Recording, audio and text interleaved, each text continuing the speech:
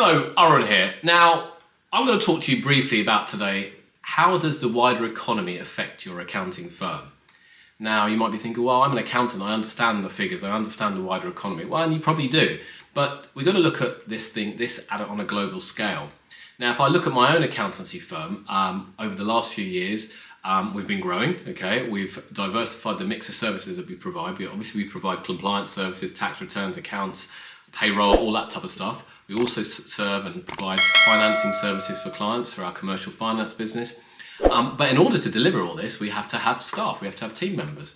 However, the challenge we've had in the UK is the rising cost of team members and the availability of team members. So if there aren't many accountants to get, ultimately the cost of hiring them and recruiting people and finding people is getting more and more. So what's the alternative? So what we've done over the last few years is actually set up our own offshoring service team, and that offshore team based in India supports our clients, but also supports other clients of ours as well.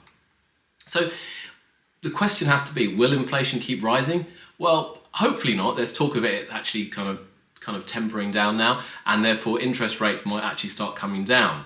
However, we all know that accountants are always going to be needed. And you might wonder, well, hold on a minute, AI might take over lots of accountants' jobs. And you're right, but accountants are still going to need to be there. And there might be one accountant that does more work with the support of AI. Now, what that means is that compliance work is always there. The government in the UK certainly, and I'm sure in other across the world, are looking to get more taxes back from their businesses, employees, employers. So therefore, compliance is always going to be there. Now, compliance work is, and it can be price sensitive. If you have a small firm, they have lower overheads, therefore a one-man band can probably charge a lot cheaper than, say, a big four firm for the same type of work. But if you're looking for other type of work that can be done, other types of work such as advisory services, those types of services in a rising cost base, a rising pricing scenario, in a rising pricing arena, people might start cutting back on those and saying, you know what, I don't really want to spend that much money on the advisory services yet. I just want to batten down the hatches and actually let the business kind of run and tick on by. And at some point in the future, once things have settled down, we'll then start growing again and investing and getting the best advice possible for our firm. So accountancy firms have to adjust to this. And I think compliance will always be there, but the advisory services that we offer certainly may take a little bit of a hit.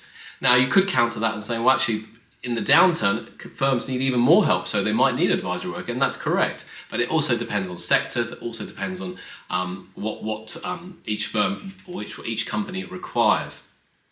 Now, I've spoken to a lot of accountants recently, and they're finding all the pinch where their costs are rising: staff costs, outsourcing costs, utility costs, office costs. So you have to start thinking, how do I adapt my business model? Now, I know certain firms have got rid of their offices, so therefore they don't have to pay business rates, they don't have to pay lease costs or office rent costs. That certainly helps certain practices. In addition, people who have outsourced, they're saving maybe about 2/3 of the costs on, say, bookkeeping or accounting staff, which has saved them a lot of money. And if they haven't got offices, utility costs have also dropped. So we're having to adjust, and that's the key thing. That's the message I'm trying to get across today. The accountancy firm of tomorrow won't be what we've seen over the last 10 or 15 years. It'll be very, very different. It'll be disparate staff dotted all across the world, using strong IT infrastructure to support their clients in whatever shape or form that they need.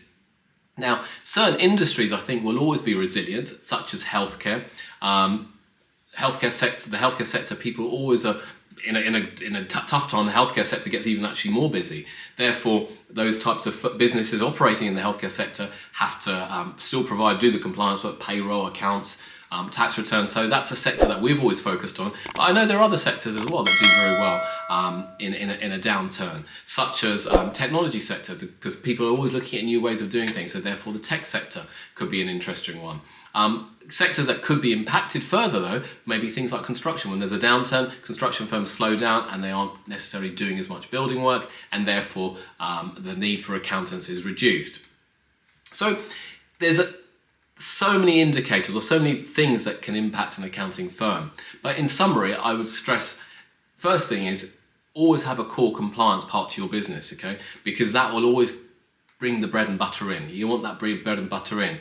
On top of that, then there are other things that you can start servicing your clients with, such as added value advice, such as consultancy services. One of the things we've done successfully over the last few years is actually introduce a financing part of the business where clients want to borrow money to grow, or borrow money to refinance, or borrow money to kit out a new part of their building, whatever it might be. So that's another thing you need to do. So it's really important not just to have all your eggs in one basket, such as all in consulting or all in compliance. It's to spread that risk. And by spreading that risk, you'll be able to ride the storm of an economic kind of ups and down yo-yo roller coaster ride, which we're all going through at the moment. Now, hopefully next year things will get better, but there's no guarantee. Therefore, as a business, you always have to cover your bases. And in my view, it's really, really important to think about how can I have multiple income streams coming into my business? Because when one income stream, say, gets turned off or diminishes, there should be another income stream coming in. If you need further help, you know where we are, get in touch and make sure you join our community, because it's on our community we're sharing lots of ideas free of charge for people to grow their firms over the coming years. Thank you.